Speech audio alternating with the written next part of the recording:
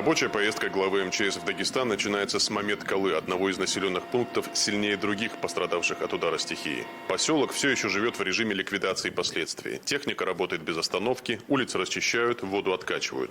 Александр Куренков осматривает оперативный штаб, общается со спасателями, добровольцами и самими жителями. Разговор с жителями прямой и душевный. Они очень ждут поддержки. Александр, вот по-человечески, вот как человек, я хочу попросить, сделайте все, что вы можете с вашей стороны. За каждым таким обращением разрушенный дом, уничтоженное имущество и попытка начать все заново. А это будет выездная комиссия, она начнет работать конкретно по этим домам. Вы приедете, вы зайдете туда, они вам всем помогут. На месте министру докладывают и о состоянии поврежденной дамбы. Специалисты оценивают ее устойчивость и готовят план восстановительных работ. Гидрологическая обстановка остается под круглосуточным контролем. Дамба это будет восстановлена, и, соответственно, водохранилище это будет продолжать работу. Это пока предварительная информация.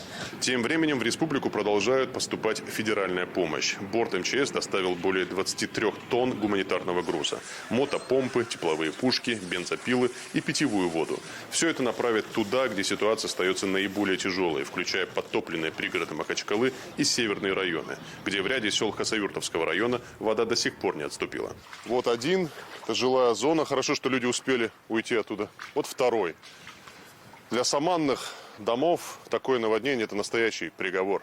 Дополнительная техника должна ускорить откачку. Для многих домов это вопрос выживания. Чем дольше вода стоит внутри, тем меньше шансов спасти строение. Здесь качаем, тут качаем. Компенсации, восстановление документов, оформление заявлений. Именно с этими вопросами жители сегодня обращаются чаще всего. Их обсуждают и на совещании в ситуационном центре МЧС в Махачкале.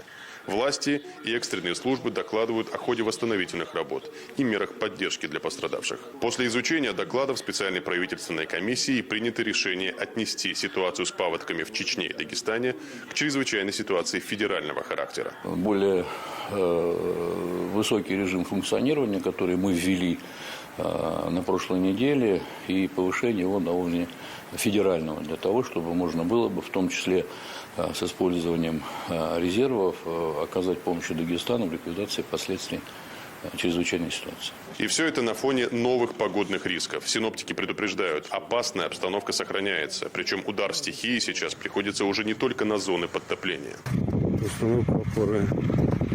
Поломался после снега. В горных районах метели, сходы оползней и поврежденные линии электропередачи. В некоторых селах, как Бутуш, жители готовятся к новому ухудшению погоды, укрепляя берега. В этих условиях глава МЧС говорит отдельные слова благодарности волонтерам, среди которых молодая гвардия «Единой России», и, конечно, добровольцам. Тем, кто в первые часы наводнения без приказов и инструкций бросился спасать людей. Рискуя собственной жизнью, они вытаскивали людей из бурных потоков и на личных машинах эвакуировали семьи в безопасные места. В условиях аномальной погоды подобное наводнение в Дагестане впервые за 100 лет. Плечом к плечу работают спасатели, власти и сами жители. И противостоят стихии вместе. Саркар Магомедов, Салих Салихов, Абдулла Магомедов, Екатерина Бахтова. Вести, Дагестан.